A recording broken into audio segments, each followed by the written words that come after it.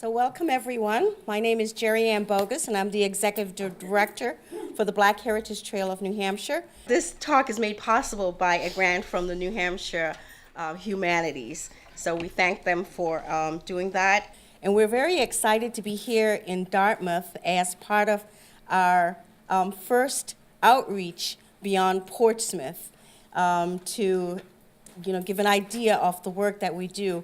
The Black Heritage Trail of New Hampshire is working to visibly share the more inclusive story of our state, these hidden stories that we don't know about, that are lost to history. And we're working to connect our history to what's going on in our country now and using that story to get us through the future. What we've found is there's no town that doesn't have a little pocket, a little story. So we're working to bring that to you. In today's program, how we memorialize, how we memorialize things, and what we choose to remember and what we choose to forget. So I look forward to having a robust dialogue. We have some great panelists to share stories with you. Awesome moderator who will lead us through. Graziella is the director for the Leslie Center for the Humanities here at Dartmouth. And without much ado, we'll start and move on to start the program. Graziella.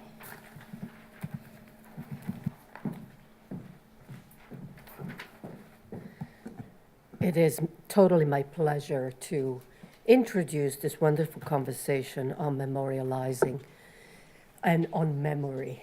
I think there is nothing more difficult than memorializing. I am a professor here at Dartmouth, and I teach fascism. Actually, I teach a course titled How to Be a Fascist, which, please, it's tongue-in-cheek. I'm not teaching the students how to turn into fascists. And I'm also somebody who publishes a book on contemporary migrations in the Mediterranean. So it's always in the forefront of my mind, how are we going to, are we going to look at the past and analyze the way that we have memorialized it, but how we will be memorializing the present. What are we going to do to remember thousands and thousands of people dying in the Mediterranean while trying to cross? And how are we going, and you probably hear it in my accent, I'm originally Italian, how are we going to deal with the memories of fascism in a country and in a part of the world that is Europe, where fascism is coming back in full force? Neo-Nazis are visible through their acts every time. We are now in New Hampshire, where memorializing means something maybe different and maybe connected to what I have mentioned before. I do not want to take time from people who have a lot to say, and I would start with Senator David Waters, who is here among us to speak first. He teaches courses on New Hampshire and New England literature, history, and culture at the University of New Hampshire. Now that I met him, who knows, maybe he's going to be dragged to teach courses here at Dartmouth as well. He has served on the executive community of the UNH Faculty Union. Senator Waters is frequently heard on New Hampshire Public Radio as a consultant for Granite State Stories and the Immigration Project. Deeply concerned about preserving our history, culture, arts, and the environment, David served 8 years as a trustee of the New Hampshire Historical Society and on the board of directors for the New Hampshire Humanities. The Portsmouth Black Heritage Trail, Pontine Movement Theater, Strawberry Bank Museum Center for the Study of Community, and the Robert Frost Farm. So in order to allow everybody to remember details about each speaker, I will introduce each of them before they speak and not all of them at the beginning. So Senator Waters, please start our conversation. Thank you so much, and nice to be back here at my alma mater 50 years later. And I thought it would be useful to kind of set the context for the work today by noting Toni Morrison's phrase, rememory, where we have to remember what has been forgotten or what has been erased. And I thought for New Hampshire, a good place to start would be a reference to Harriet Wilson, who wrote the first novel published by a woman of African descent that was published in 1859 called Our Nig. It's about a two-story White House north, she says, showing that slavery's shadows fall even there.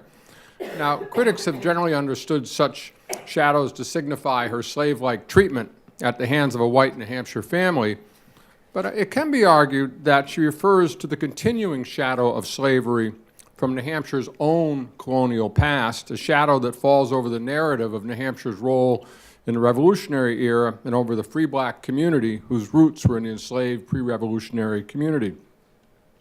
The early pages of Our Nig provide glimpses of an African-American community of laborers, craftsmen, long lost to the historical record, whose economic difficulties and erasure from the official memory of the struggle for freedom underlies the heroine Fredo's demands for rights as a citizen of Milford and as a free, native-born citizen of New Hampshire.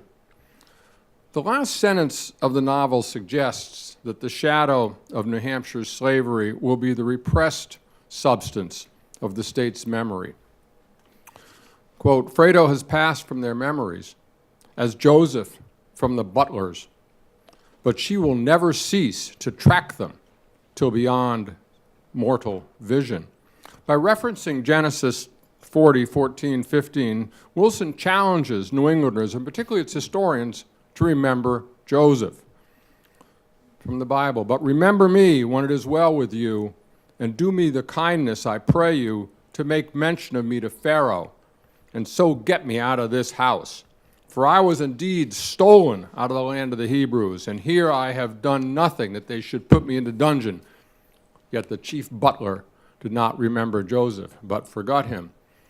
And this haunting, this memory, I was over at the Hood a few minutes ago to see the new installation, and there's Glenn Ligon's great work with the phrase repeated over and over again, you're turning us into specters before our very eyes, but we are going to haunt you. Now, Wilson's novel points to the significance of the story of the black community in New Hampshire and the generations preceding her birth. These were families and communities who negotiated their enslaved and free identities as colonials and Americans in a multinational, multiracial frontier of Native Americans, French, English, Scotch, Irish, and Africans. At a time when the story of New Hampshire was becoming a white story, we need, like the butler, to remember Joseph. Wilson's two-story White House North surely tells the story of how a biracial child was made into a nig, but it also tells the story of how the Belmont family and its house became white when they decided to define themselves as the possessive of our in our nig. Now, Harriet Wilson recognizes in her title page that New Hampshire wants to pass as a white house, an historical period when the white village became the iconic image of the region. And Wilson's understanding of the Our Nig formula, by which certain African Americans are possessed and domesticated, points to the presence of a set of racialized others, including African Americans and Native Americans, whose stories are preserved in New Hampshire local histories only to show the power of white memory. As New Hampshire wrote the origins of its story in the colonial and early national era, but also used these stories to do a misplacing of these individuals outside that narrative about the formulation of white identity and citizenship. So as Homi Bhabha says, you know, we have to re-narrativize these histories to understand what the truth was. And I'm going to just take the rest of my minutes with three anecdotes that I think will describe how this haunting and these sites of memory. The first is from right here in the Hanover area. It's about Thomas Powers, who was executed for robbery and rape, African-American, up in Haverhill, lived in Lebanon and Hanover, where he committed his crimes in 1798. He happens to be the first African-American to publish an autobiography in the state of New Hampshire. It was his execution narrative. And in one of the two broadside visions that were printed at this and hawked at his execution, there's also a letter from a black woman, Lucy Wright, of Norwich, Vermont. writing to him to consider the state of his souls. So here we have the first African-American woman published in New Hampshire in this context. Now, we know something else about Thomas Powers. Apparently, because his execution had been delayed, he sold his body to two doctors from the Dartmouth Medical School, and probably wanted some tobacco money, sold his body. And Thomas Powers doesn't pass out of history with his execution, because we have in a town history of Hopkinton, and then in a family history written about one of the doctors in 1932, the story that after doing their dissection of his body, one of the doctors skinned him, had his skin tanned, and made into a pair of boots, which he then wore for decades. So our first black author became a pair of boots. And I think this is that kind of racial uncanny that haunts these stories, that are inadvertently revealed in these histories of white triumph and founding. The next story I'll reference is that of Sampson Battis. If you look at the wonderful volume, Harriet Wilson's New England, edited by Jerry Ann Bogus and others, I have a chapter there about recovering Sampson Battis's history in Canterbury, New Hampshire. He was born enslaved in about 1750, probably in Rollinsford, New Hampshire. They had Paul Wentworth, the Wentworth family had a plantation that produced a lot of slaves for sale in the colonial period, and his owner, William Moore, brought him to Canterbury when Canterbury was founded about 1770. Now, Sampson Moore, as he was known then, served in the Revolution and gained his freedom after the Revolution, not because of the rights and dignities of a human being, but because of his service to his master. Immediately upon his freedom, he changed his name from Moore to Battis. And in that renaming of himself, he harks back to an important history.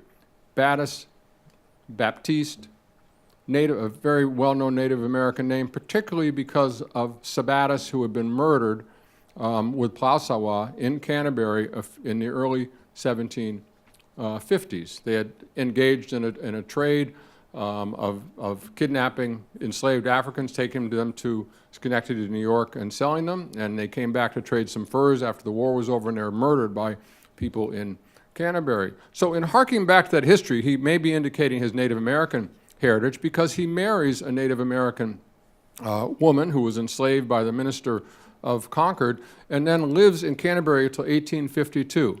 He and his wife had 9 children. One of his daughters had 18 children. Other children had children, but there were never more than 3 African Americans mentioned in the census of Canterbury, New Hampshire. Now, he inscribed himself in the history books, but what happens in New Hampshire histories, if you trace these stories, is how they move in the town histories and the formal histories from part of the history into footnotes and then into anecdotes with stories about bears and bad floods and so on. So effectively marginalized and held up as exotics in the kind of museum of New Hampshire culture. But Sampson Battis made his mark in many ways. He became head of the honor guard that accompanied the governor, Gilman, of New Hampshire. He may have had actually an appointment, a military appointment, which would have made him the first African-American with a military commission in the history of the United States, and was remembered by people in the town for this history.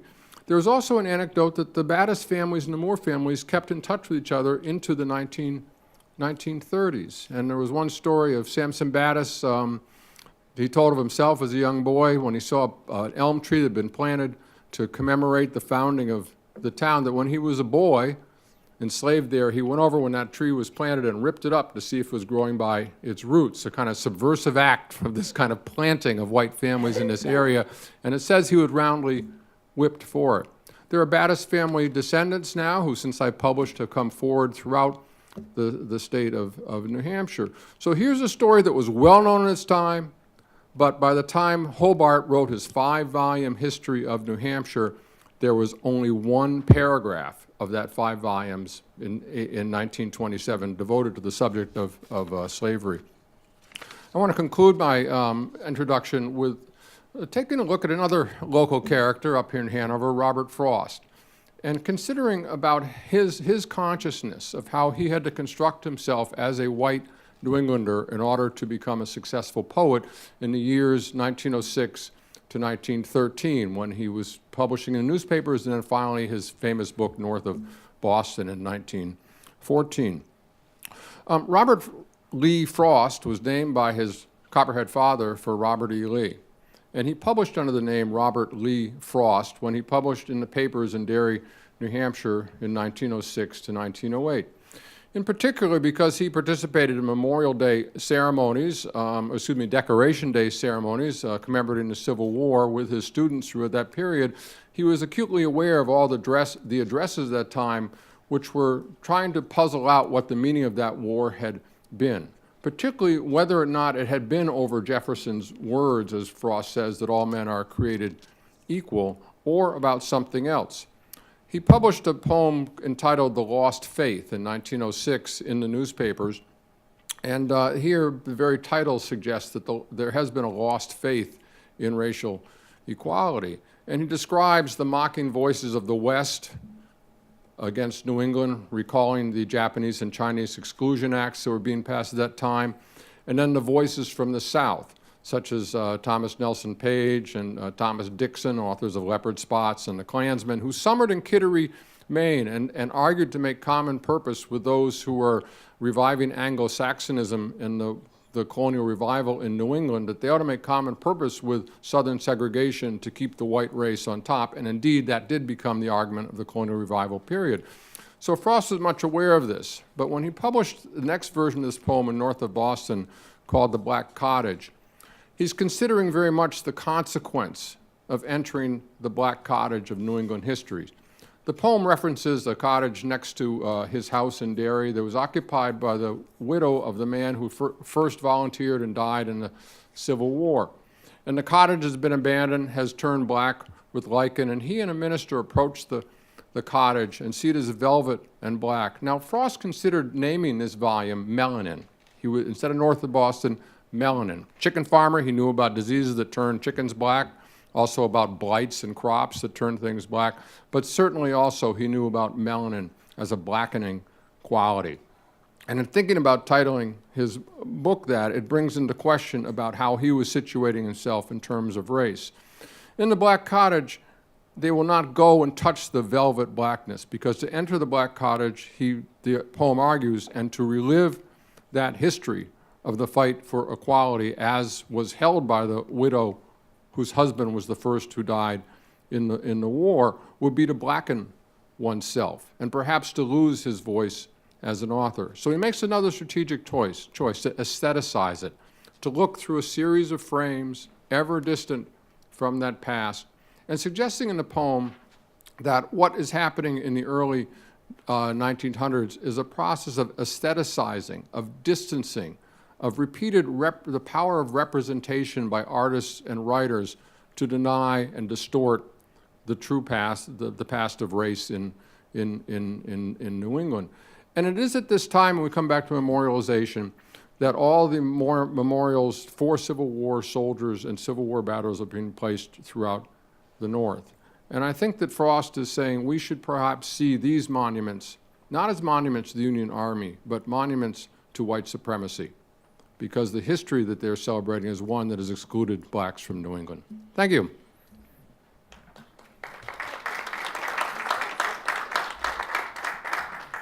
Thank you very much, Senator Walters. And before I introduce Eric Aldrich, I would like to recognize Deborah King, who's here among us in the audience. She's a professor of history here at Dartmouth, and she's also an incredible authority about African Americans at Dartmouth.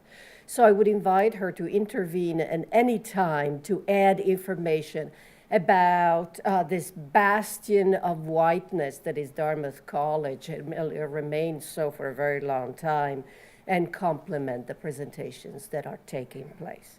The next speaker is Eric Aldrich, a lifelong New Hampshire resident, lives in Hancock, where he has spent years researching cellar holes and the people once lived in those now wild places. He has worked as a reporter for the Keene Sentinel and he's the editor for New Hampshire Fish and Game Department. and is currently a communications specialist for the Nature Conservancy. He's also an avid naturalist studying bobcats in a long-term independent project in the Hancock area. Eric Aldrich. Thank you. Can you hear me okay? So thanks to the Black Heritage Trail of New Hampshire Humanities, and Dartmouth College. Thanks for hosting this and putting this together. It's great to be part of this conversation, an ongoing conversation, and it's good to see it moving around New Hampshire like this in different parts, see it travel like this.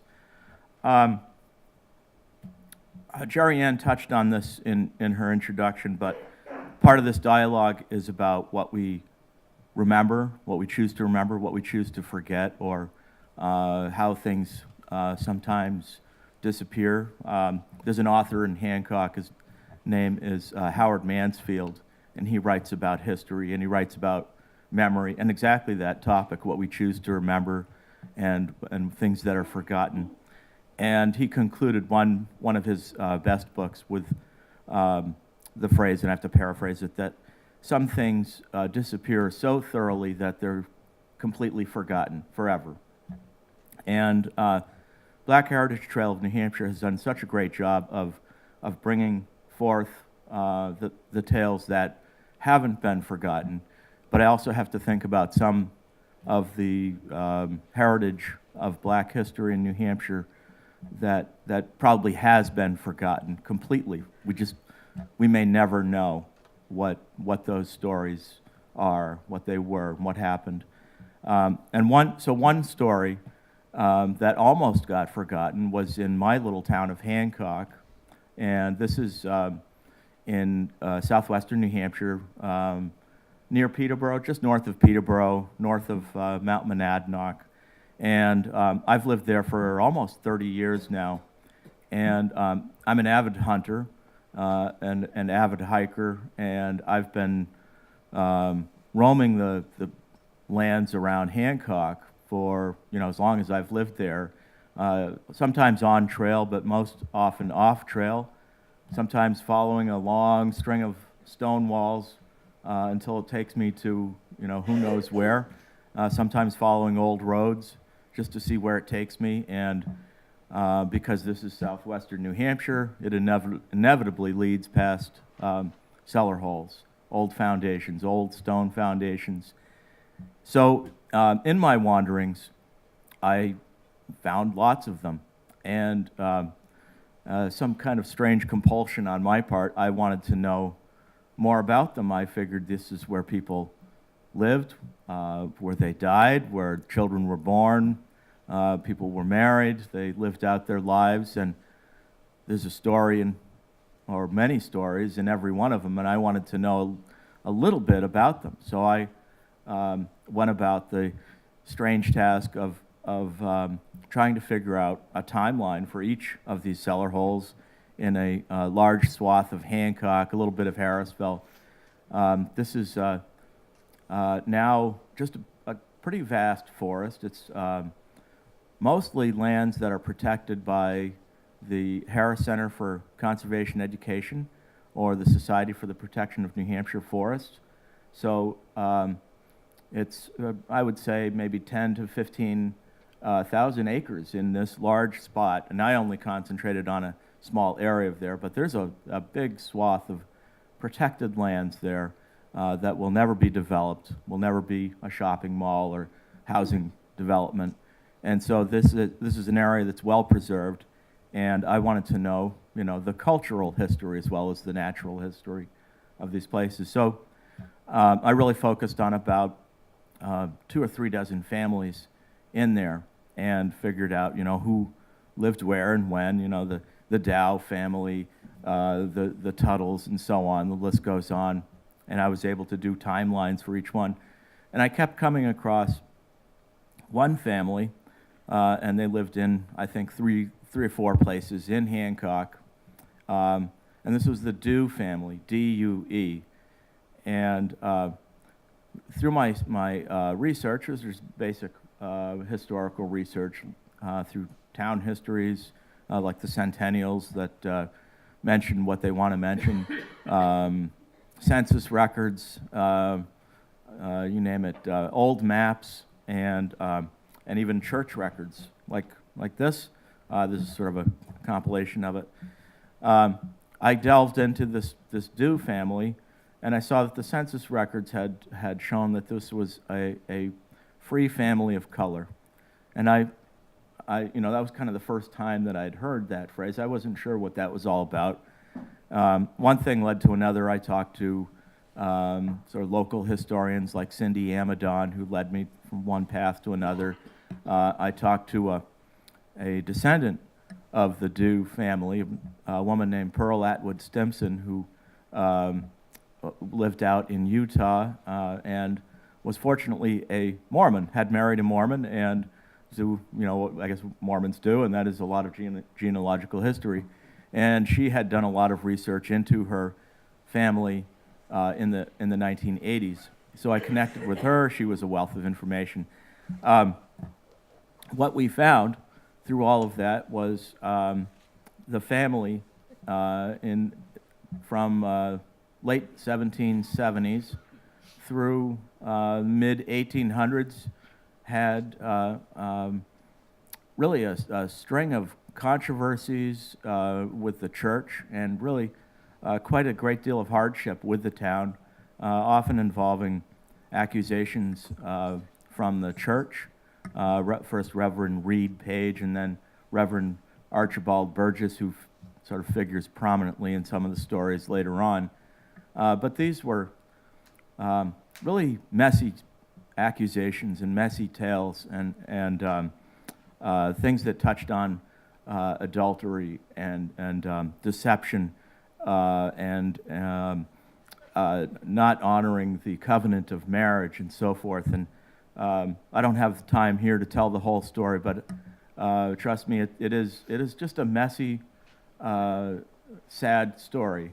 And I guess not surprisingly, it didn't make it into the thick volume of centennial history of Hancock in the 1880s. In fact, the Dew family itself has a paragraph, in the genealogy section, like that much, just a short paragraph. But it does involve one of the members of the Dew family who is defiant against these accusations from the church, and she stands up against Reverend Archibald Burgess and really fights back. She doesn't succeed like other members of her family. She is excommunicated and goes on. This is in the I think 1830s. Goes on, lives out her life quietly, and that's that. Her family continues to live for a time in Hancock, and then they move on elsewhere. But they did lose a lot of the initial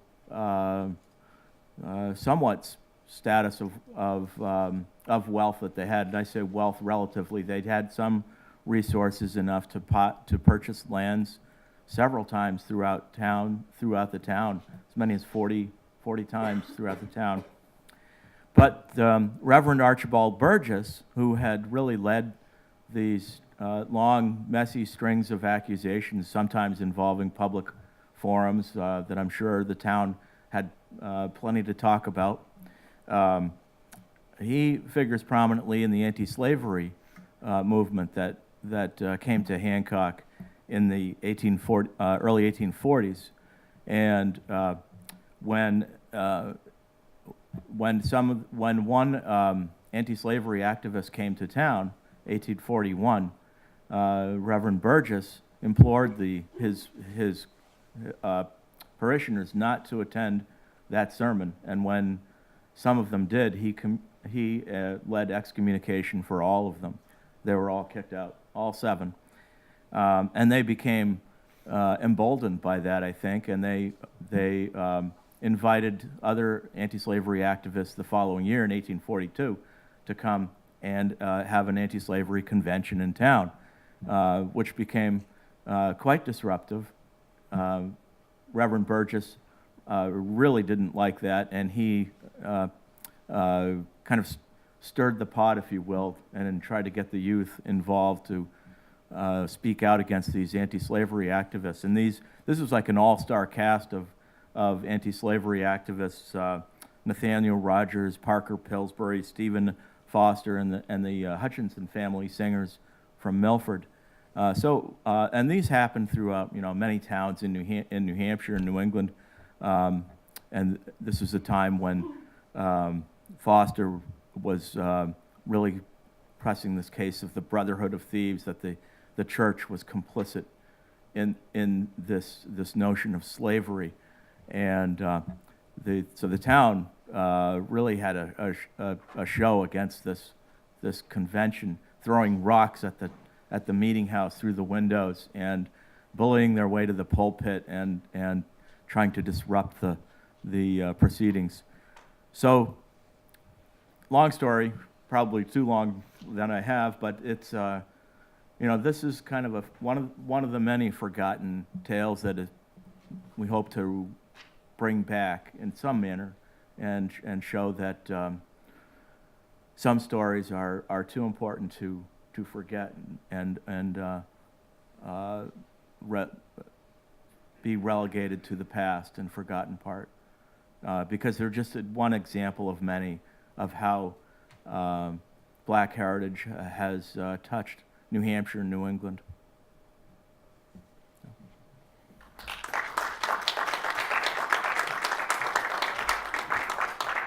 Thank you very much, and it is my pleasure to introduce Joel Christian Gill.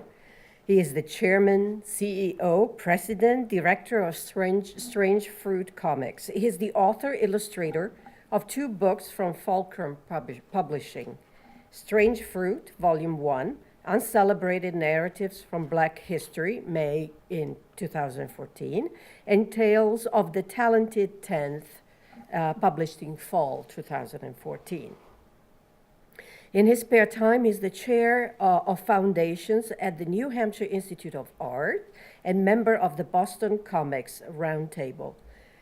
He received, I'm sorry, I have a cold that is not going anywhere, it's just settled there.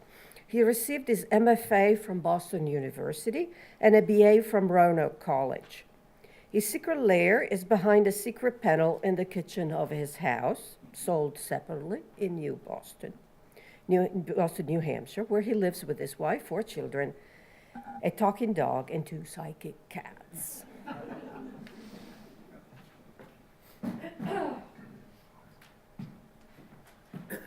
I'm going to stand up here because I have the presentation to show you all. I've written 5 graphic novels. I did my 3rd graphic novel was about a woman named Bessie Stringfield. Bessie Stringfield was the first Black woman to crisscross the United States on a motorcycle.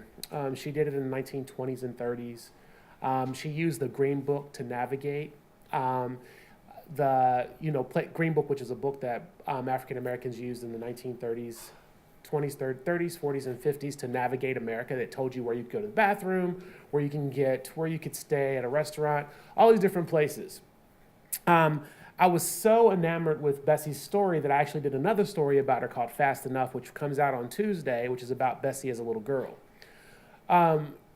And she gets into this race with these little boys, and she wins the race with the little boys because they tell her she's not fast enough. Bessie used the Green Book. She would do these things called penny tours. So she would throw the penny at a map, and wherever that penny landed, that's where Bessie would go. And if she ran out of money along the way, she would stop and she would join the circus. She would join the circus, and then she would perform tricks for the circus. So when I was writing the book, I started thinking about places that Bessie might actually go and people she might talk to kind of ask questions about it. And so one of the places I had Bessie go was Stone Mountain, Georgia. If you're not familiar with Stone Mountain, Georgia, it's supposed to be a big Confederate monument that's akin to Mount Rushmore. I couldn't think of the name all of a sudden. Here are the Confederate generals. And honestly, I was like, when I was putting this together, I was like, I got to figure out who are these people?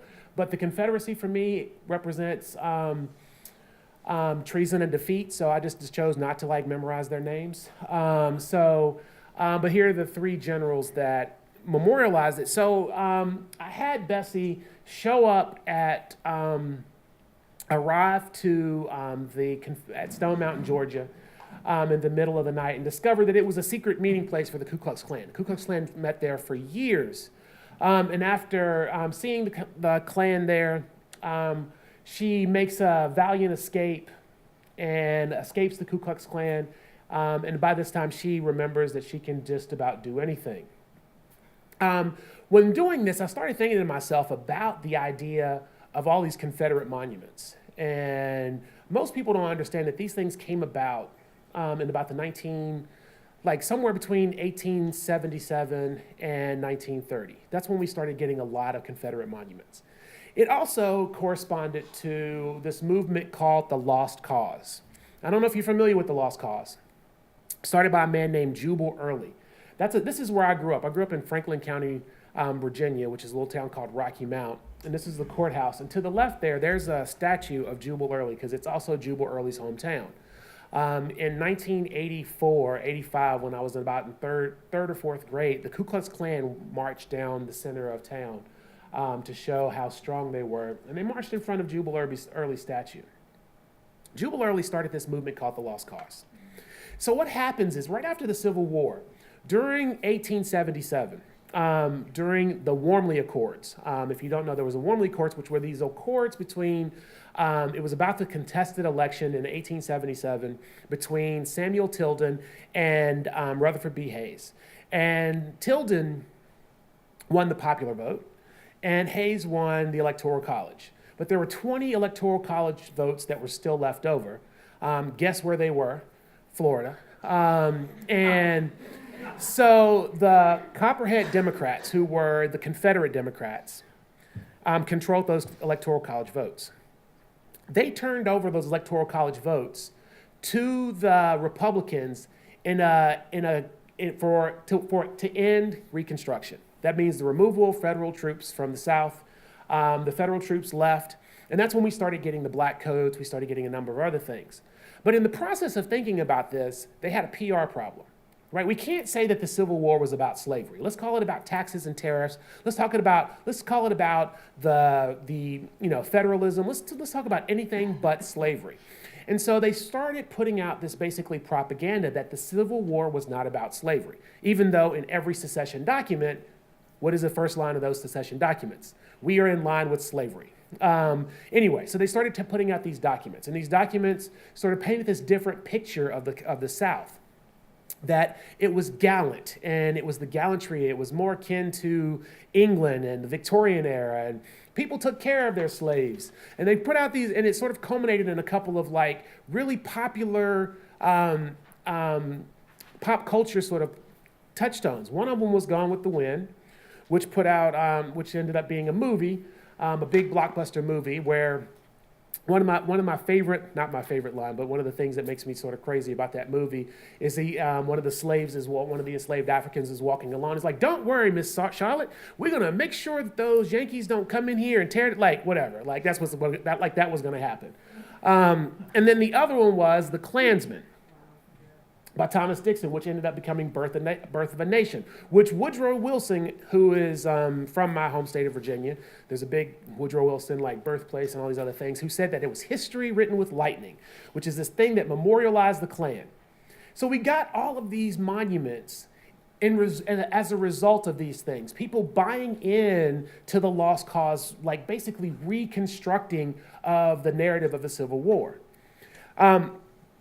And so one of the things that I think about when I see things like this is I see a group of people who have bought into this idea that the Civil War was about something completely different. They will argue with you about it. You can go down the rabbit hole on Facebook. You ever been on Facebook and had those, what are they called, flame wars? Where you're arguing with some conservative cousin or friend or neighbor, and they're telling it wasn't about the Civil War wasn't about slavery, not realizing that in reality the Civil War was not about states' rights because the federal government During that process, the Confederate States were actually arguing that the federal government needed to have a stronger hand in returning their property from the North to the South, and the federal government wasn't doing that. The taxes and tariff information that people always give out was actually solved in 1841. So there's a number of different things that we keep talking about. And if you've ever read the Confederate States of America Constitution, it's actually a pretty strong document because it actually clarifies some rights and information that are relegated to the states. It does a couple of things. It makes slavery legal. It gives the president 1 6-year term. That's about all, and clarifying some of the other things. So it makes slavery legal. So it's pretty clear what these people were fighting for. Mississippi went from being the wealthiest state in the Union because they had the most slaves to the poorest state in the Union after 1877. So, but they knew that this was a morally corrupt idea. Slavery is a morally corrupt idea. So people couldn't argue over it. So they created the lost cause. And so they basically changed all of the idea and all of the understandings about what we thought about the Civil War to be about our heritage and to be about this thing that we all hold dear. In doing that, I call these people the lost causers. These people that we see nowadays who run around with the flag, who are waving it and saying this is our heritage. And while I believe that they are sincere in their belief that this is about their heritage, and when they walk around with things like the Bible and the Confederate flag, and they say that this is about heritage, not hate. The thing that they lose in this, these lost causers, these people who have bought onto this idea that the Confederacy was something about people fighting in their homes, forget that when there was a march on Selma, this was the way in which white Southerners chose to protest. By holding up those Confederate flags, because this is also part of the history. While it's also the lost cause, but this is also part of the history. And this is also part of the history, that these symbols, these Confederate symbols, are akin to black people in America, to like having a swastika in a Jewish neighborhood. To have a black child go to Robert E. Lee School is like sending a Jewish child to Hitler's house. Even if you hear those arguments about Robert E. Lee not being sort of an abolitionist, they always leave the rest of that line off. You ever see those things? It's like, Robert E. Lee didn't believe in slaves. He's like, I don't believe in slavery. And they always cut off the last part of that line, which is, but don't give black people jobs because they're less than us. Really is like the next part of that line. So when you hear these things about these monuments being about our history and like our heritage, one of the things to remember is that this is also the heritage of those things. And without accepting these things, without accepting this notion that America has this original sin that we refuse to talk about, that we'll never move to the same place. We'll never move to a place where we can actually have equal footing. We can talk about equality now, and you can talk about the simplistic nature of understanding about everyone should be treated equal, but we still have to deal with the fact that this is part of America. This is part of our shared history and our shared history and our shared heritage. And until we stand up like an alcoholic and say we have a problem, we're never going to get to a place where we fix it. Thank you. Thank you so much for your presentation. You're talking about issues that concern us today. Carol Folt, who used to be the Dean of the Faculty and Provost here at Dartmouth, became Chancellor, University of North Carolina, and she recently stepped down because she dared to remove a Confederate monument on campus, and the pressure from outside, from alumni, was so strong that she had no other choice but to step down. So these are powerful signs like the flag or the Confederate movement that show us equality is not there yet if an authority has to step down for daring to remove a Confederate monument. It's really shameful. Last but not least, I'm happy to introduce Nora Guskowski, who belongs to the Humanities Center here at Dartmouth. Let's put it that way. She works at the Humanities Center for us. She's a member of a group of students we're very proud of. They're members of the Living Learning community on campus devoted to the humanities. They are our knights in shining armor to defeat this marginalization of the humanities that is now widespread in the United States. They're led courageously by Tim Baker, who is member of the faculty here at Dartmouth. Nora, who will graduate in 2022, is originally from Pomfret, Connecticut. She is a student of the humanities at the college and plans to major in history. Outside of class, Guys enjoys creative writing, public speaking, and social dance, and of course, working at the Humanities Center. So I will be brief, both because I have a cold and because I don't want to repeat anything these fine gentlemen have said. But just at the risk of telling my own brief anecdote, I, as Graziella said, grew up in Connecticut. I have lived there my whole life up until going to Dartmouth. And there are people who went to my high school who would walk around every day with Confederate flag stickers on their water bottles. There is a family that drives around in a big old pickup truck that has a Confederate flag flying off the back. Again, I live in Connecticut. We were not ever part of the Confederacy. So it's one of those things that very much highlights how little awareness there is in several parts of this country about what, as Joel was talking about, the Civil War was really fought over, and also just of our collective history of identity, in that there was a part of history in which this nation was split into two parts, the Confederacy, which again, Connecticut was not a part of. I cannot stress this enough.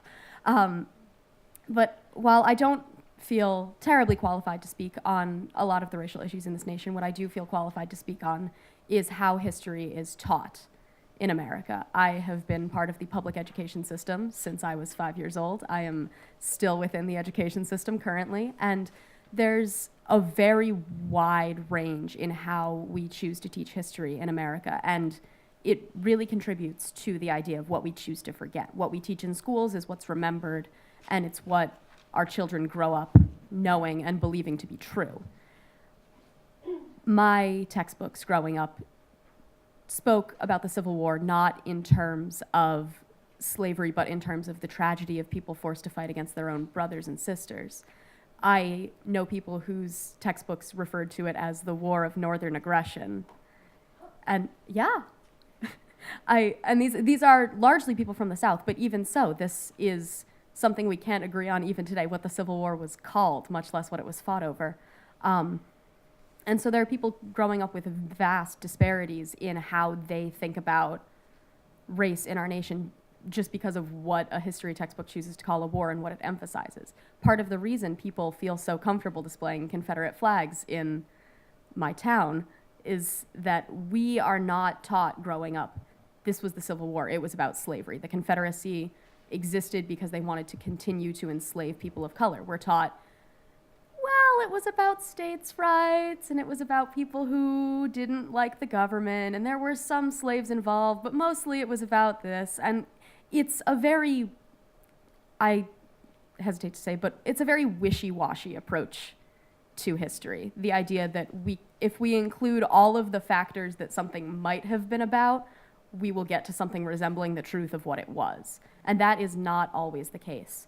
When I was about halfway through high school, sophomore, junior year, I was absolutely obsessed with Revolutionary War history, and I was lucky enough to take a trip to Monticello, and I was so excited. I got to see the architecture, I got to see the flower gardens, and we had to sign up for a separate tour if we wanted to see where the slaves were housed. It wasn't included as part of the regular tour. The idea that Thomas Jefferson as a person is somehow separate from Thomas Jefferson as a slave owner, that we don't need to include that facet of him on the regular tour or as the main part of Jeffersonian history. And I think that's just very symptomatic of how history is taught in general in the United States. The idea that we can hold up people as great figures and talk about them in a race context if we want to, or if it suits us, or if someone is very interested in that part, as opposed to making it an integral part of identity, as it is for so many people in the nation today, much less in history. So I think it's very important that we need to move this conversation forward in terms of how we are presenting history and memory to the next generation of students, because this is how we see our past, is how we approach our future. And if we continue to sort of separate these things out into, oh, it was a lot of factors. We don't need to focus on one thing or another. We're not ever going to get to a point where we're capable of having those conversations.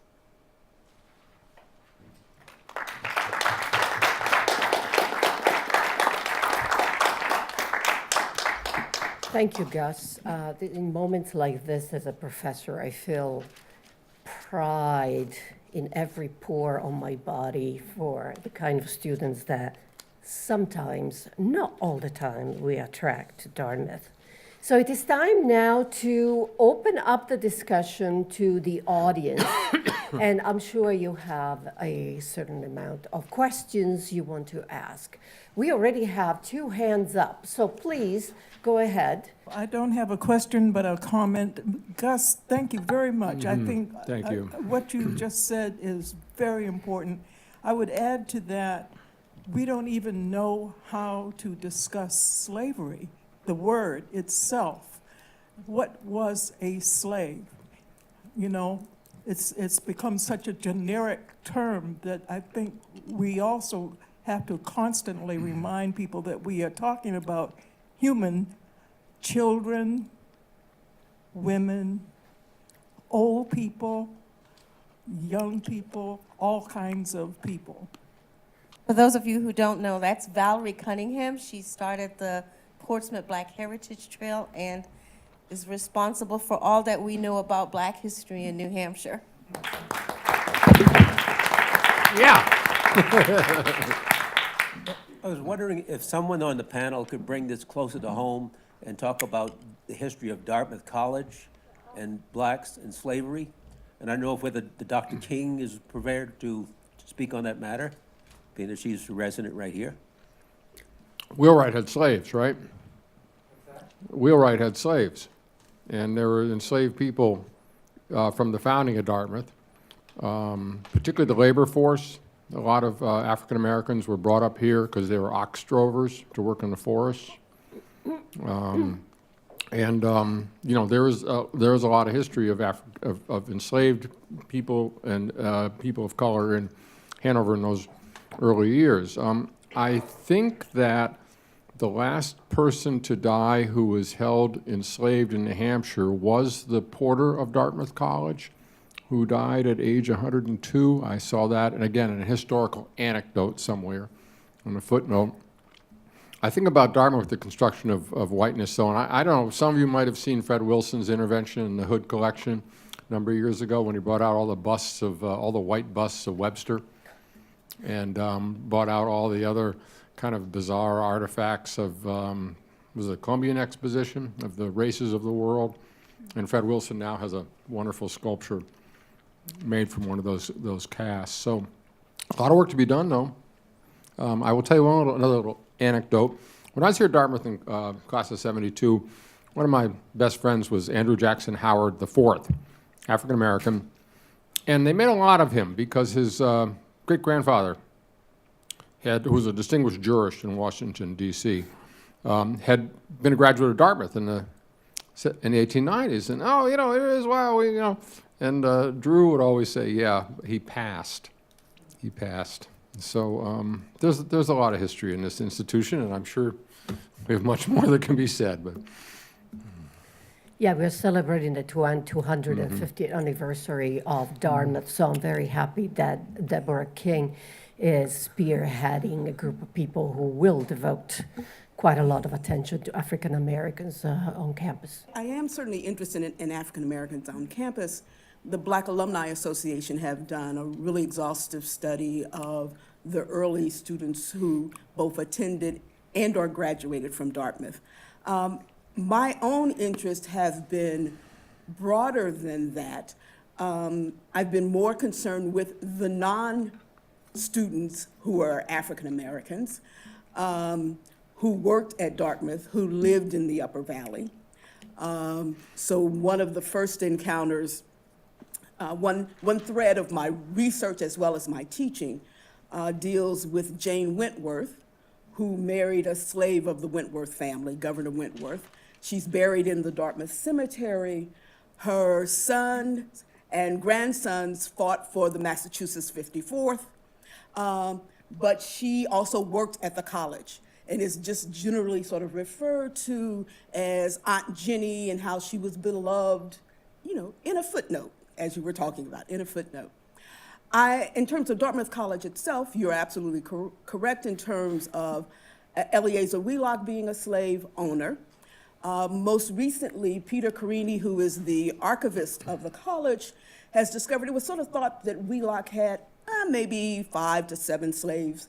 He's now totaled more than 20, documenting the ways in which Wheelock rented them, sold them in order to finance the college. The second president of Dartmouth, John Wheelock, who was Eleazar's son, was also a slave owner.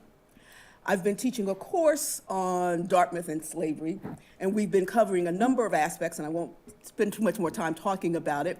Slave ownership is fascinating.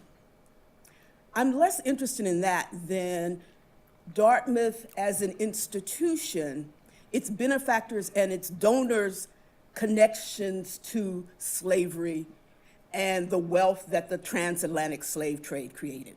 So that's one avenue that I'm pursuing, which of course then gets me looking at those who were in the timber industry, the shipbuilding that was part of the Atlantic slave trade, that looks at the trade of products and goods between England, the Caribbean, and Africa and North America. Several of you sort of mentioned the stories as you talked about Stephen Foster. I'm interested in how Dartmouth as an institution participated in the debates and the politics around slavery. Nathan Lord, who was a president of Dartmouth for 40 years, moved from being anti-slavery to pro-slavery because of some of the criticisms that William Lord Garrison raised critical of the church. And in defending the church, Nathan Lord said slavery was a divinely ordained. But Stephen Foster, on the other hand, a Dartmouth alum, was a sort of radical abolitionist. And so I've been interested in sort of tracing Dartmouth faculty, administrators, and graduates who fell on the range of different sides of the debates and politics around slavery. And they covered a lot of areas. And then third, and most importantly, most recently, has been of those early Black Dartmouth graduates and students, they were disproportionately in the medical school. And they were disproportionately being trained to go to the US colony of Liberia. And so I'm really fascinated in all of the ties and machinations of Dartmouth with the African colonization movement. So that's just to sort of touch on a range of the things related to here, close at home, Dartmouth in the history of slavery. And you'll note that many of those things are not remarked. And I'll end with the final piece. And Daniel Webster, who we celebrate, there's a course this term offered on the Daniel Webster case. He's known for saving Dartmouth, for refounding Dartmouth, arguing before the United States Supreme Court. We also leave out in that accounting of Daniel Webster the fact that Daniel Webster was part of the architect and the advocate for the 1850 Compromise and a defender of the Fugitive Slave Act. So. Reverend Haynes served in West Rutland, Vermont for about 30 years and then went on across the border to New York State, where he finally passed away. Most biographers that I've seen mention that Reverend Haynes, Lemuel Haynes, had an opportunity to study at Dartmouth. This would have been about late 80s, 86, 87, 89 perhaps, but did not come. And instead, he chose to take the route of studying with individual tutors, a very reputable minister in Connecticut being the first one. Any comments? He wrote, it's in manuscript, it's been published, but a really terrific attack on slavery. He was dismissed, when he became too abolitionist, he was dismissed from his church. And he has a wonderful comment in his diary that the good people of this church, after 30 years, dismissed me when they discovered that I was a N-word. So, you know, I think that negotiating the landscape of race and where one felt comfortable in those years was extraordinarily difficult.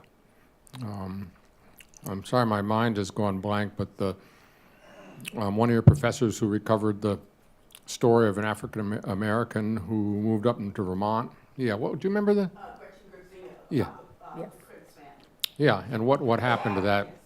What happened to that family and their children being essentially expropriated from them to be put into indentured servitude, their land being taken from them, white neighbors committing depredations on their oxen and their sheep and their orchards. So I think this is the history that one peels back. In Canterbury, I had a query the other day from someone who's doing research on Harriet Wilson's father's family, the Blanchard family, and there are about 40 black people in Milford. Of course, there's only one ever mentioned in the town history, and that's because a minister went down to Boston in the 1750s and bought a baby out of a store and brought back up and then sold as a 5-year-old back into Massachusetts. It's an amusing anecdote. But the query was, why did all these people disappear who were here in the 1830s and 40s? And I think throughout New Hampshire, and I think ironically that abolitionism sparked more white resistance. We have Joan Pope Militia's wonderful book on disowning slavery, which is the way in which black people had to be racialized as inferior once the possibility of a free black person became a reality as emancipation occurred in the northern states. But the rest of that story is how, as I've tried to suggest here, that the necessity of defining the region as white and free meant that these individuals who would counter that were driven out. And I think what it meant was that where you used to be able to get craft employment, Blanchard was a barrel maker, a barrel making shop. When the factories came in, you could not work in the factory. You could not get jobs in the stores. I mean, this continued, Valerie, right up into the 1960s, huh? In Portsmouth. So I think that's the other side of this story, the self-congratulatory white narrative of New England. And I would say, too, based on what we heard from Joel, is that, I'm glad the Confederate monuments are going down, okay? Great. But I think it's, again, letting the North off the hook. Because I think all of our Civil War monuments, we got the Union soldier on it, but they are still monuments to white supremacy, and they're monuments to forgetting. And I just think that once again the North is, looking, pointing its fingers down. And I think it's, it's really interesting. I am a Southerner. I'm from the South, and it's one of those really weird things that happens when you think about living in the South, where white people, in a lot of ways, have been thinking about race really hard for a long time.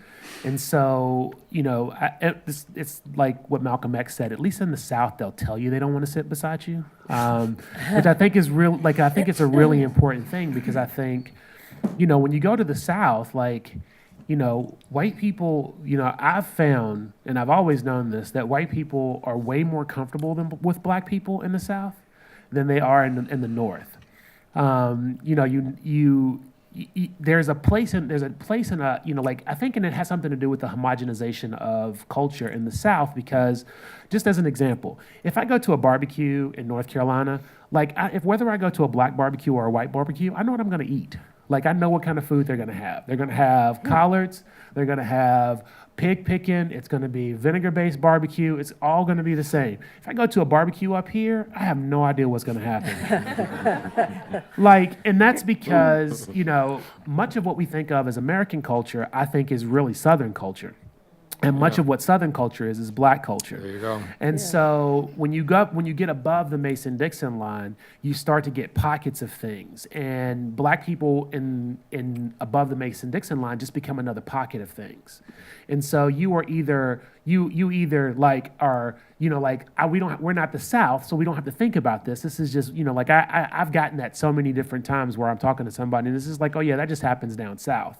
And I'm just like, no. I get microaggressions here all the time where people are like, good for you, and all these weird things. So I think one of the things is, I think in the South, in the North, we let ourselves people let themselves off the hook. And I just, I go back to what I said earlier when I was talking, is I think, racism is America's original sin. It's America's alcoholism. You know what I mean? It's it's the thing that we are not talking about. You know, it's the drunk uncle that comes in and turns the television up and talks loud at 12 o'clock at night, and then the next day we don't want to talk about it, right? We don't want to like confront him That's because it's that's the uncomfortable. president, right? Well, that's a whole nother thing in and of itself. But I mean, that's the thing we won't talk about. And so until we stand up and say, we have a problem, how do we get to a place where we fix it, as opposed to just going to the defensism or the not me's, or it's not me or not all us or all, you know, like not everybody. Just like think of it yourself, like we have a problem. Like racism, there's no law that stopped it. This country was built for straight white men of a certain age. And there's no way you can point to a law or anything that stops it at that point. Like, at what point did it stop it? It wasn't the freedom free of the slaves. It wasn't the emancipation. It wasn't women's suffrage. It wasn't the Civil Rights Act. It wasn't any of them. It wasn't the election of Obama. Nothing stopped that. And so, at what point do we look back and go, okay, we probably should look at the fact that black people were cut out of one of the biggest wealth creation opportunities in America, which was, you know, the GI Bill and the housing. I mean, we have to look at those things, and we have to stand up and say, we have a problem, how do we fix it, as opposed to blaming anybody. Right. I would also add that this problem goes hand in hand with the problem and the discussion on Native Americans here in the United States, right? We have Exactly. not talked about the act of stealing land. We have not talked about, and in the areas, we have not talked about the Abenaki and the way they were treated.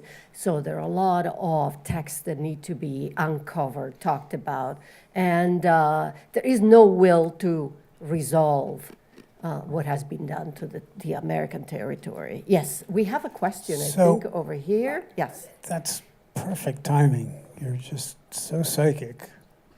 I'm married to an Abenaki woman, and I'm a third-generation Dartmouth guy, and I'm descended from the Moody family network in New Hampshire that very graciously, when David Waters did his talk in Warner, invited me into their circle for a family photo. And I'm speaking about the African-American branch of my family that was only mythically mentioned when I was growing up. So I have a complicated history.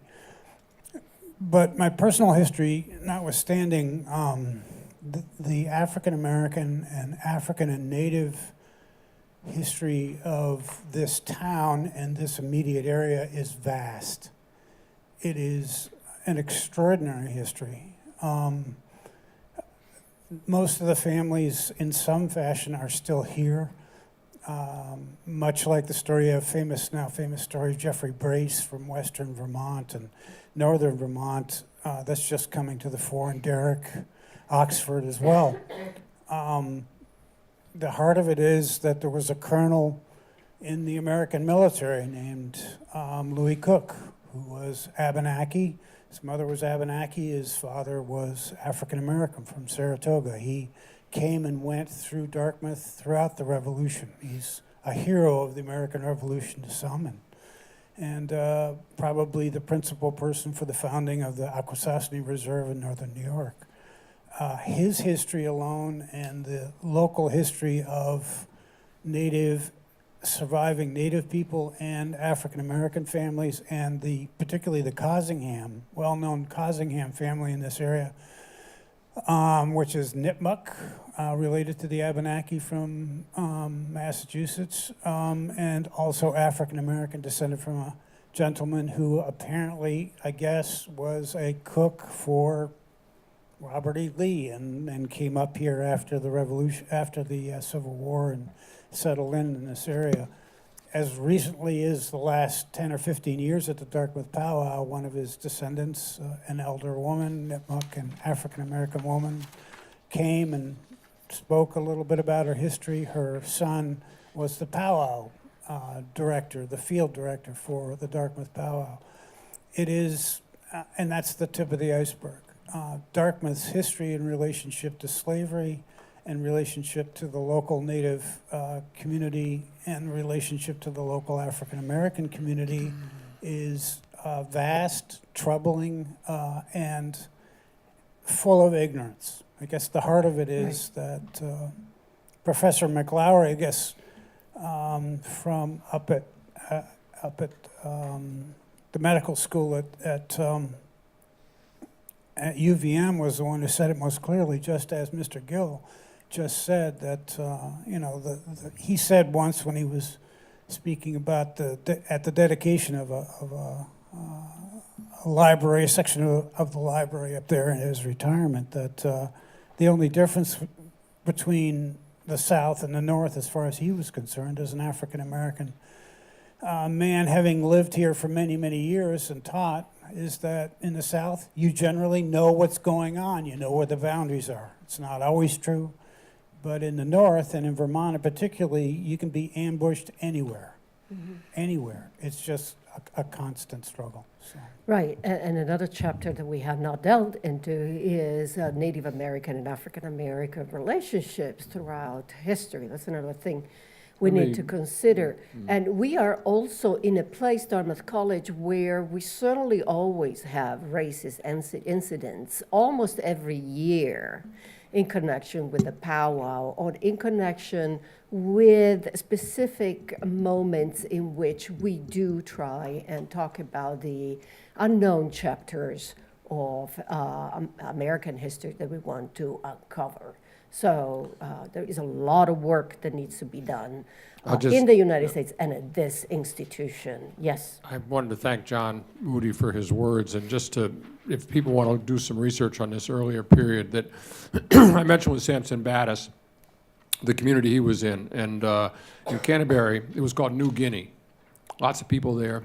There was basket making going on, which is a clear indication, not just his wife was of native descent, but basket making is a pretty clear indication of Abenakis being mixed in.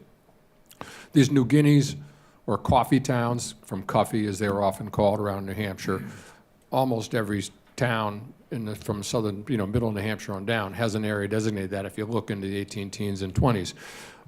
If you start peeling back who's living there, I'll point to one narrative. This is the life and confession of Johnson Green, Last and Dying Words. It's down in Massachusetts, but he talks about going to these various communities. They're all mixed race, lots of Native Americans, lots of Native American women running businesses, and oftentimes, a lot of Native men were off at sea. This is like, the Narragansetts have that folk tale about when the Narragansett's hair became curly, and it's, the men were off at sea, and a lot of women married African Americans. So there really is a mixed history, and it's not just in southern New England, it's up here as well. And I've wondered, maybe the professor could tell us, I've often wondered whether part of Samson Occam's break with Wheelock, the story is that Wheelock mistreated his wife when he was in England. But I've often really wondered, because of Occam's later career, whether it was also the presence of slavery, and that Wheelock would not, and a lot of the backers in England on the missionary side for Native Americans were not breaking with slavery. And I don't know, but it makes me wonder. Sorry to intervene, but Ivy Schweitzer has set up a wonderful digital humanities project. And through it, you can access the Samson Occam document. So in case you're particularly interested in this. Deborah. It was, Samson on slavery was complicated. Yeah. Because he also rented some of Wheelock's slaves. So he used some of Wheelock's slaves. But on the other hand, Samuel Occam also wrote to Phyllis Wheatley, and at least we don't have the complete set of exchanges, but we know that they were both talking about the sort of oppression of African Americans and Native people, and talking about that sort of shared and common experience. So. Yes, we have a question right here. This is a messy question. It's mostly for Mr. Gill, and it's so interesting to me that what the rest of the world would call quintessential American art is, as you pointed out, African American art, and thinking of jazz, thinking of rock and roll, thinking of blues, even house music was founded Hip hop. largely, and hip hop, of course. They all have the African American experience at their core, and so my question is, why is it so easy for us to accept those into our, into our lives, but not receive other messages about the African American experience? And just as a side comment, it's so interesting that blues, for instance, the way that America discovered the blues was the detour it took through England. For years, I thought, wow, this Eric Clapton, this Led Zeppelin, I really like the sound of this, not realizing that they were basing their art off of the blues.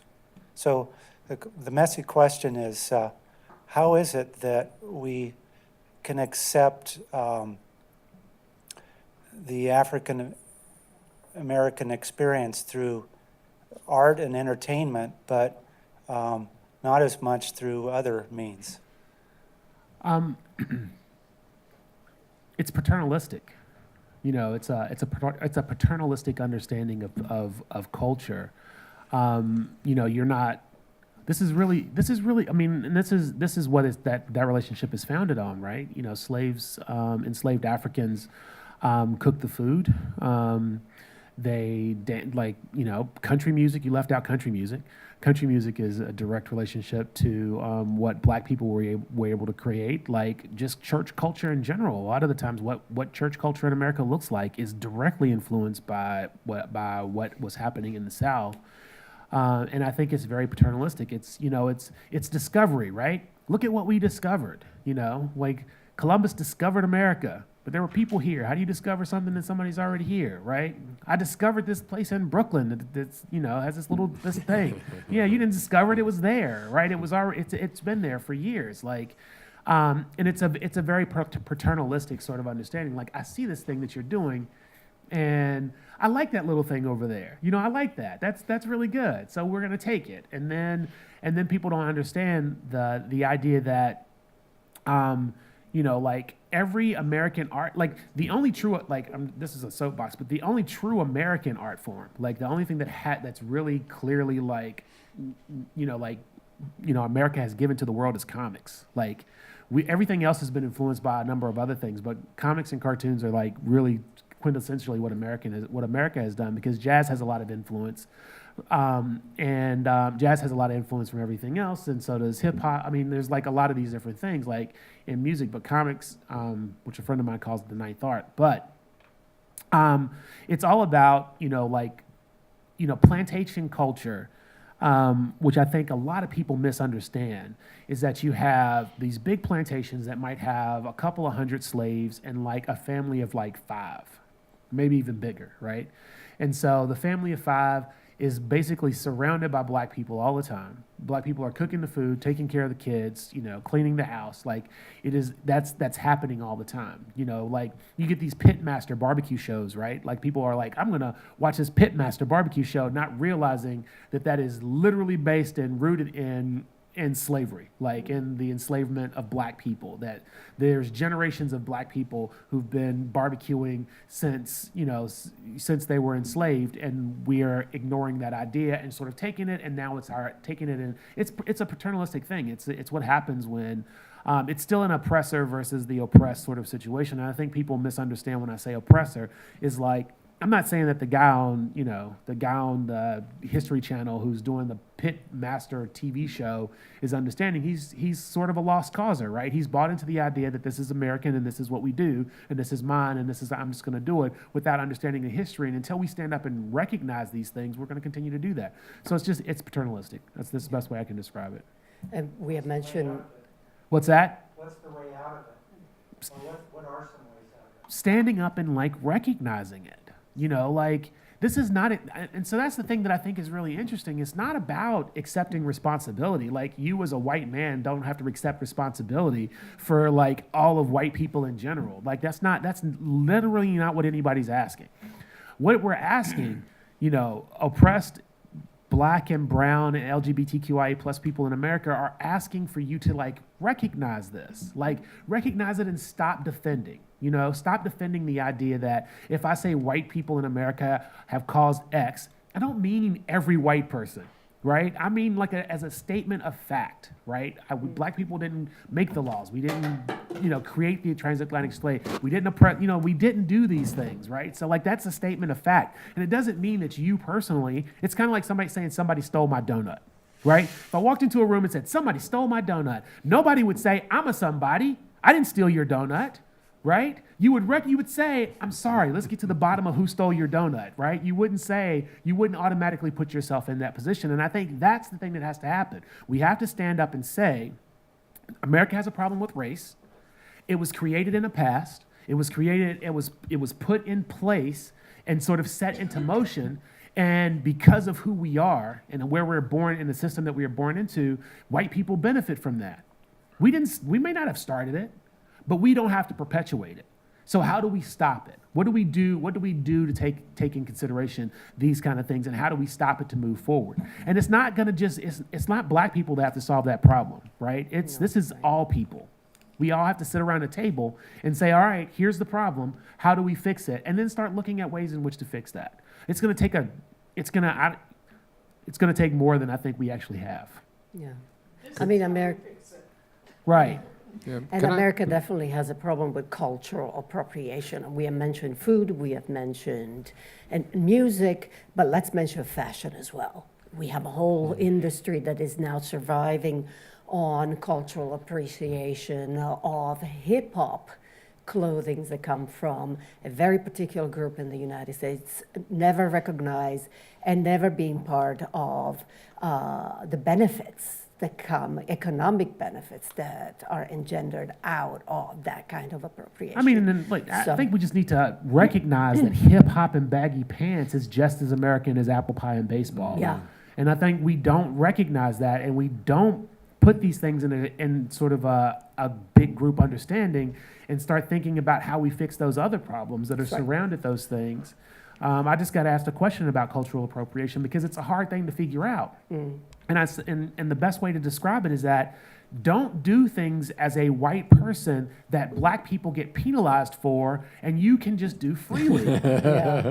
You know what I mean? It's like, it's that simple. Like, this is like, it's, when we are all equal and we all have equal footing and black culture is accepted and these things are fun. Yes, white people get dreadlocks. Go do it. But we're not at that place yet. When the Fourth Circuit in the Midwest somewhere says it's okay to fire black people when they have dreadlocks, like until that's the case, we can't you can't start from the same place and say, all right, we're going to do everything equally now, because we're not at the same place yet.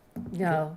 I mean, the difference is look at a white guy wearing a hoodie and then a black guy wearing a hoodie. Exactly. And how society is reacting completely differently from in front of a white guy and in Can front I of a ask black guy. Gus a question So- about this?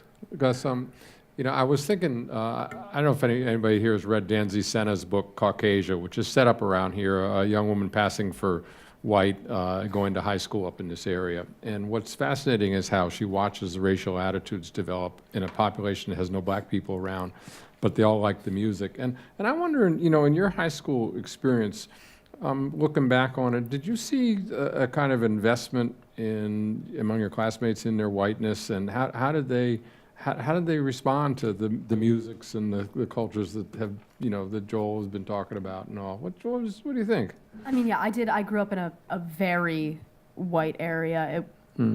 Just very few people of color in my town and also in my region. And the high school I went to was primarily white, although we did have a lot of students who would come from internationally and board there, but those were mostly students from Asia, mostly China and South Korea. So we had a very, very low population of Black and Hispanic students, but you would see a lot in my high school, the fashion trends that Joel was talking about and Graziella was talking about, and very much a devotion to hip hop music and the idea of it as sort of a marker of being cool, in that it was the attitudes presented in the music and the fashion trends associated with hip hop were seen as a marker of status without actually bringing in any of the cultural legacy of them.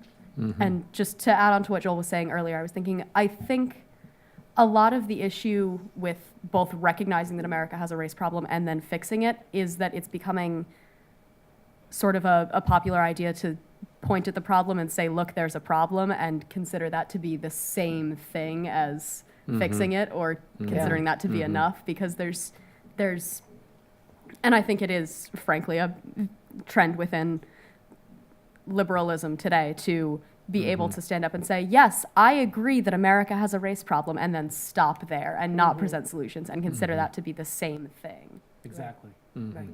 My apologies to the young woman over here who had to wait quite a bit to ask her question. I've only been like an adult woman for like 5 months, so trust me, this has been my entire life. So hi, I'm Martha. I'm a student here in the same LLC as Gus, and I have a comment and a question. That's very adult of me. I'm sorry. So basically, my first comment is, why aren't we saying the word nationalism? Because I feel like we're talking about nationalism and we're talking about national identity and how blackness has been excluded from that, although appropriated. But we should definitely say nationalism. Secondly, we should recognize that Dartmouth, within the context of the college, is a nation. I think when we're talking about Dartmouth history, we also have to understand that Dartmouth itself is a nation. And this is in terms of the way that it governs the student body so strictly because, I mean, the property we're on is Dartmouth property, right? The school we go to is Dartmouth College. And just everything here is Dartmouth.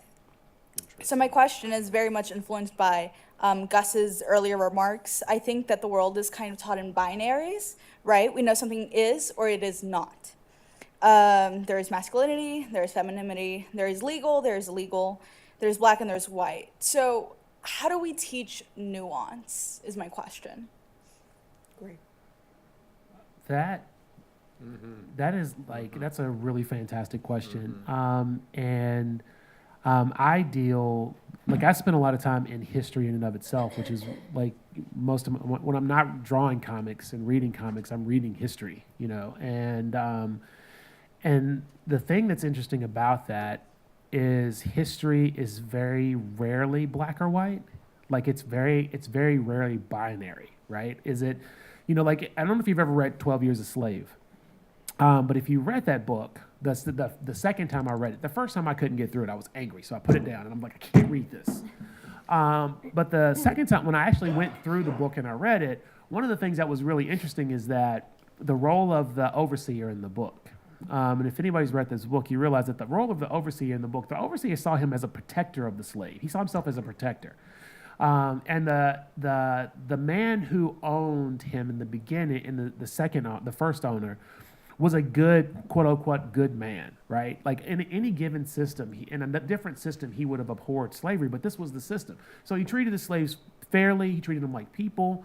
And so like that kind of understanding about slavery is the overseer being a protector, the slave master being somebody who is embedded in a system of oppression, but actually not a bad person, is something that we can't wrap our minds around, right? It's the idea, it's an American society sort of understanding that we needed to be either this, or this is why we don't like soccer, right? There's often no winner in soccer, right? So this is why we don't like soccer, because there's no like definitive answer. And sometimes there's not a definitive answer. There's so much gray in there. And so without teaching people to question and think about things, which is not what we do. You know, in American history, in an American education system, we basically sit a kid in a room for 6 hours a day, give them a bunch of stickers so that the next week they come back, they can put all those stickers on a piece of paper and then they move on, as opposed to thinking through things and understanding that there's risk taking and understanding that sometimes part of the process is not getting to the answer, but understanding the process. And I think those are the kind of things that we miss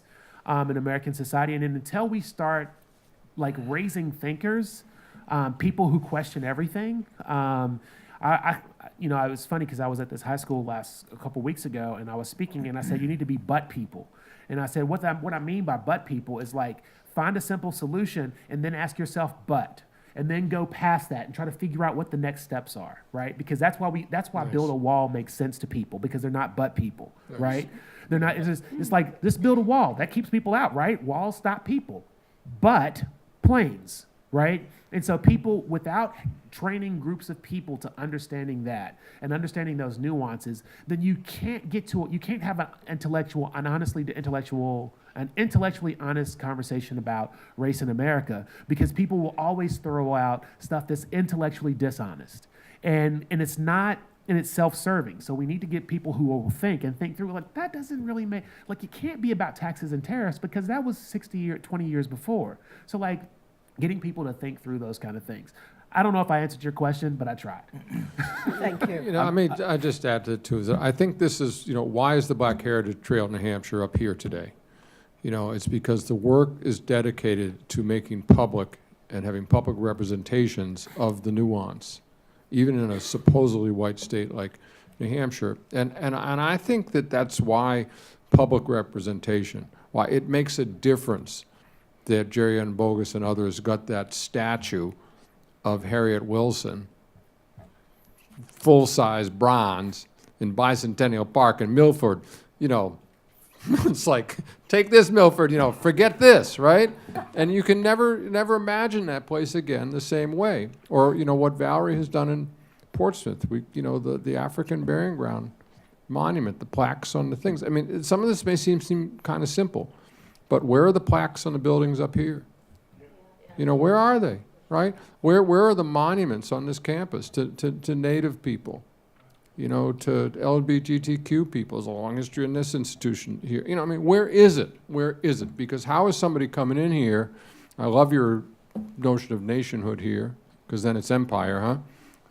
Where is it that one can see? And I have a little quote in here from, the William Wells Brown, where he goes down to Griswold, Connecticut, and sees that when the war, when the British slaughtered the soldiers at Fort Griswold, they had all the name of the soldiers, and then they had a line drawn, and beneath that were the name of the African Americans. And he said, as soon as I saw my sable brother, I felt more at home.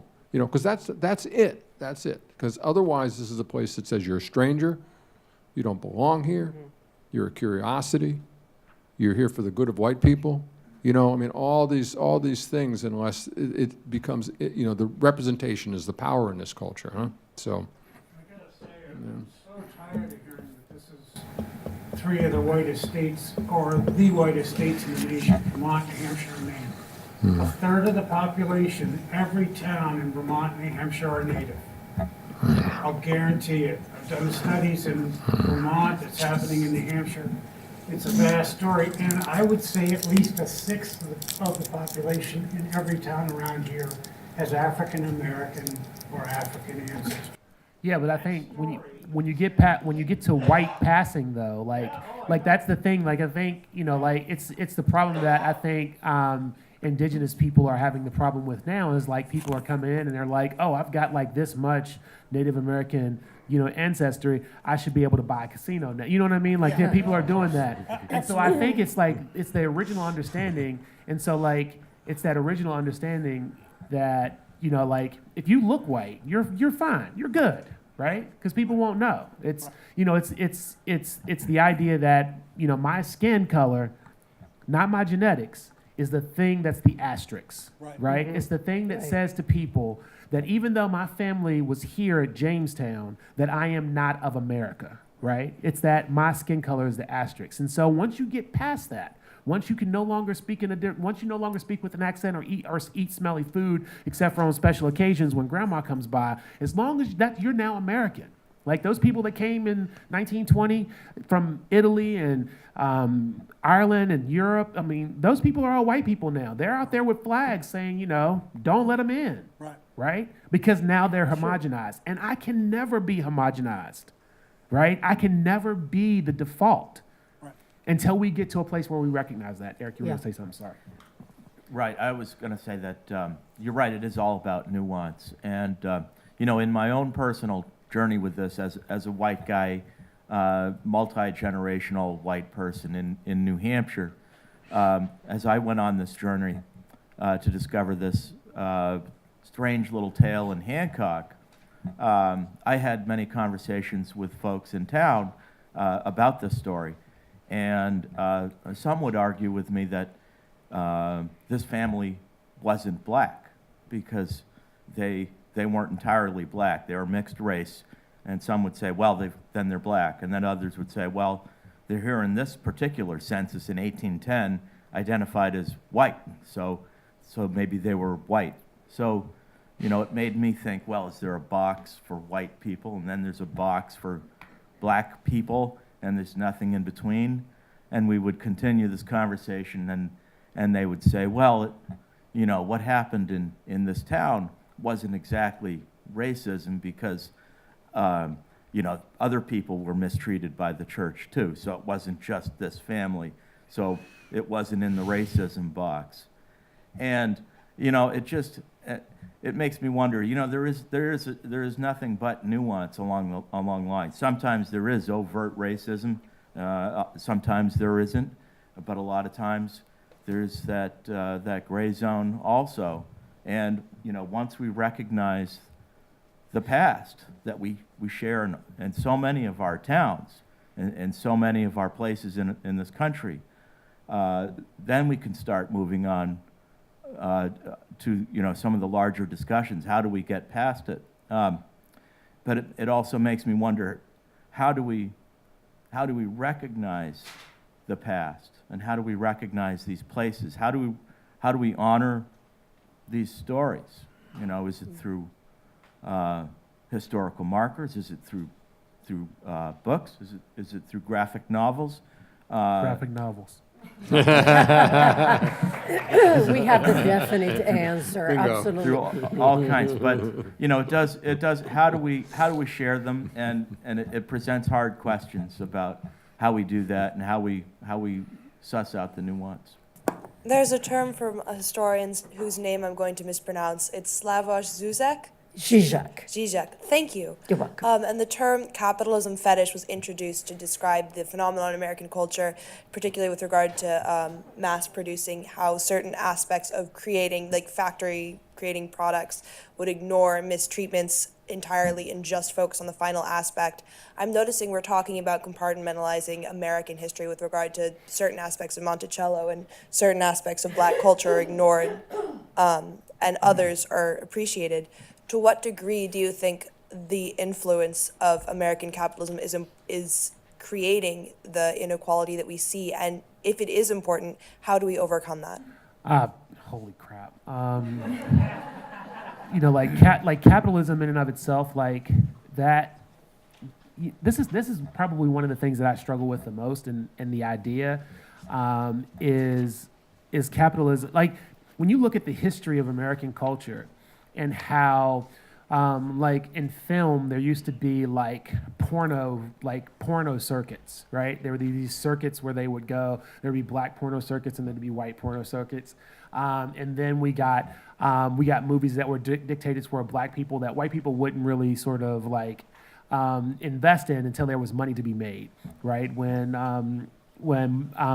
Mario Van Peebles' father, created Sweetback's Badass Song, he made it by borrowing money from pimps, and then it's like $10,000 turned into like $1 million, and so now we get blaxploitation, which is like we're going to make everything black, right? And then it's the same thing with hip hop. Although I think most people misunderstand that hip hop was very multiracial in the beginning of it. There were a lot of Rick Rubin started Def Jam, which was like, it was just like, it was very multiracial in the beginning. And so I don't think that's a really good example of like white people coming in and taking stuff. But capitalists came in and take stuff, right? So you got the Russell Simmonses of the world, who was ultimately a capitalist. Jay-Z is the ultimate capitalist. Like, these are people who are capitalism. And I've been struggling with this a lot and thinking about it a lot. I don't, capitalism, I like that idea, capitalist fetish, because that's what it is, right? Like, socialism has this problem, communism has it like that. I'm like, I don't know. Like, it's almost like we can't really imagine. This is kind of like this is what I like to think of as a Star Trek problem. Like, if you look at the old Star Trek, like right now we are more advanced than the old Star Trek TV show, right? Because we couldn't actually even imagine what a future would look like. And so I think we're still in the same spot. Like, we can't really imagine our way out of it because we're so ingrained in these ideas that we can't. I don't know. Like I don't know how we get out of that. Like I don't know what the next system is. You know, it's there's so many inherent problems that we've seen that unless you take people out of it, it's still a bad system. Like because people I think conservatism and the belief in the free market is it's faith and akin to like religion. Because you actually are hoping that people will do something that you say, like giving people money and hoping that they invest in communities is really naive. But I also think that taking the money from those people and making them give it to people is also bad. So like, where's the, there's like all these, I don't know. Like, I guess the answer to your question is, I don't know. I feel like it's also. I just, note that, it was property in black bodies and property in female bodies that created capitalism. And what's different today? I feel like it's also, the concepts of, American racism and American capitalism are so inextricably linked that it's sort of hard to say which creates the other and which propagates the other, even with what we were talking about with the sort of whitewashing of African American art forms, like not necessarily hip hop, as Joel was saying, but like the blues, like to some extent jazz. We even see sort of the same thing in movies today, where you can tell a story about a person of color, but it's more marketable if there's a white person fronting it.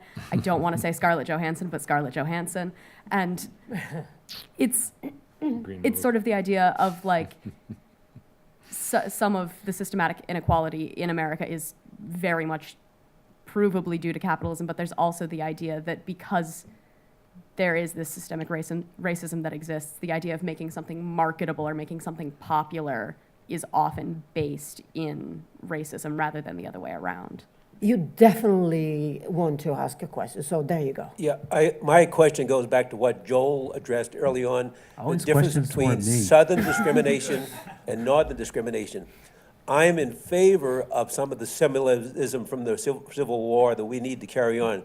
The Confederate flag lets me know when I'm parking my pickup truck, don't park next to the guy with the flag in the back window with the Confederate flag. But see, I think... So don't get rid of the symbols. But see, that's the thing, though. It's binary, right? That's the binary mentality, because that guy could be my son's, godfather, who is literally not a racist, but also believes in the lost cause understanding. So he actually thinks that this is about heritage, right?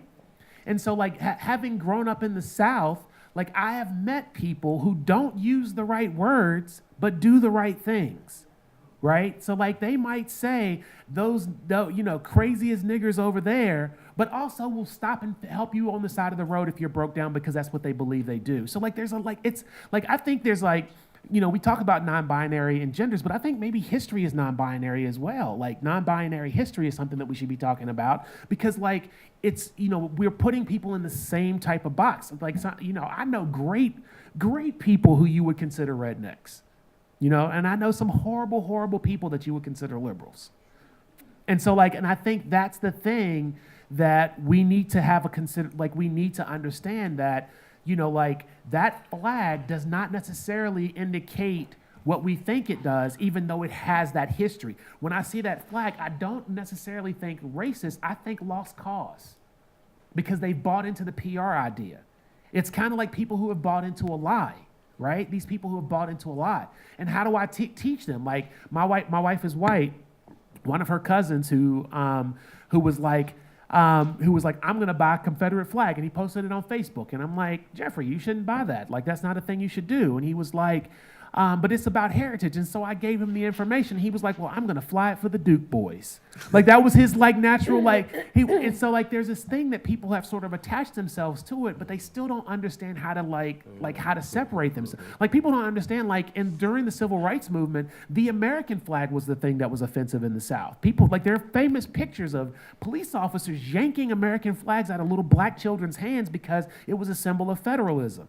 And now conservatives and the right have taken that and tried to attach patriotism to a political understanding, and so it's now starting to switch in a different direction. So I think non-binary history is an important thing, and to judge, the most important thing that we can do as humans is to judge people on our micro interactions as opposed to on a macro understanding. And I think that's the best way to do it, because those interpersonal relationships, those things where we share our individual stories, those are the things that change minds. It's not the facts and the figures. It's telling the story of being black in America. It's telling the story of having had an abortion. It's a gay man actually talking about his gay relationship and how this is why, like, those things change minds, like that interaction. Like, that's the thing that when I was growing up in the South, like, there would always be somebody, like this white girl who was dating black people until she had a black baby, and all of a sudden their family was fine, right? Because now it's that personal reaction. It's away from the macro. And so we can't, like, I think it's really important, like, while I will talk all day to somebody who's flying a Confederate flag and tell them how bad it is, I want to make sure they understand that I'm not trying to apply that to them, because they might be in a sense like my, in their essence, like my son's godfather, who would carry a Confederate flag. Does that make sense? So, That's why when I said before, this is how we fix it, that's what I mean. We have to have a place where we can talk, not in a huge auditorium, but just a place where we can talk to each other and share our stories. Not safe So we can spaces, better brave understand spaces. what's happening. we have a question right here. Yes, on the note of telling the history or telling the story, a bit has been said about Confederate monuments. There's a specific monument that I'm thinking of that is about 12 miles south of us in the town of Cornish, New Hampshire, albeit Union Monument, and that is the one to Colonel Robert Gould Shaw. I'm looking for comments on that particular piece because I can see it as, two sides of the coin, or maybe a double-edged sword. Shaw, of course, was white. All of the leaders of the black regiments during that war were white. Shaw's men got paid a fraction of what a white soldier got. They were used as fodder for Confederate guns when they stormed Fort Wagner, because they were black. Shaw was white, and when his wealthy Bostonian family looked to memorialize him, they did it in a monument. That monument was conceived of and constructed in New Hampshire, although the original stands in Boston. It was built here in New Hampshire. My understanding is, though, that when Augustus St. Gaudens started looking into Shaw, he wasn't a general. He wasn't like Tecumseh Sherman with his monument in New York City. He was a colonel, and he had really no military significance. And Augustus St. Gaudens envisioned him, first of all, as his family did, that monument to be maybe an equestrian of the colonel or just a statue of the colonel. But yet St. Gaudens realized that his claim to fame, Shaw's, was the fact that he led an all-black regiment, and that is why he chose to depict that monument as he did. Any comments? Well, I every time I'm in Boston, I go look at it. It's something that, I think you put it well. Do remember where he got buried. He was left in a ditch with his, and it's a complicated story because indeed the format that St. Gaudens chose, it has classical references in the arena and the theater of history and so on. But as I've tried to suggest in my discussion of these histories, that of course they're white-centered narratives, but the disruptive here, the uncanny, the haunting, the troubling, to me in that monument are those faces of the black men who were based on models here. And in terms of dialogue, go across the common, not too far, and you've got the monument for Crispus Attucks, and you've got the monument for black soldiers that was put up by the black men who had fought in these wars. So it's a complicated dialogue, and Joel is an artist. I think it's really hard to kind of understand what an artist, can an artist really think very far around the means of representation that they were trained in, or through which they understand their world? And it's complex. I mean, that's what I love about Fred Wilson's interventions. He takes people who are fully normalized at the time. He makes, there's an extraordinary estrangement when we take them out of their own period. But that doesn't mean he wants to throw them in the trash. It means that here's the dialogue. So I don't know. Yes. One of the things for me about the Shaw Memorial is that Gordon, the 54th Regiment, he didn't use any pictures of any of the real men who fought in the war. Mm-hmm. And there were access to those. So for me, that was a missed opportunity, because I've always imagined if the generations came down and they went, and that's the way I look at memorials. There's a point of memory that you stand and gather. And if his descendants went there and said, hey, there's my great-grandfather, there, other than some model that he just picked off the street, how do we engage in our history, with these monuments? And wouldn't it be awesome if a descendant could have gone and say, hey, there's my great-grandfather, he fought in this, It brings in ownership, which we try not to. And the Garden Memorial is fraught with a lot of stereotypes and, the general on the horse and the men following him. But that's my take on this.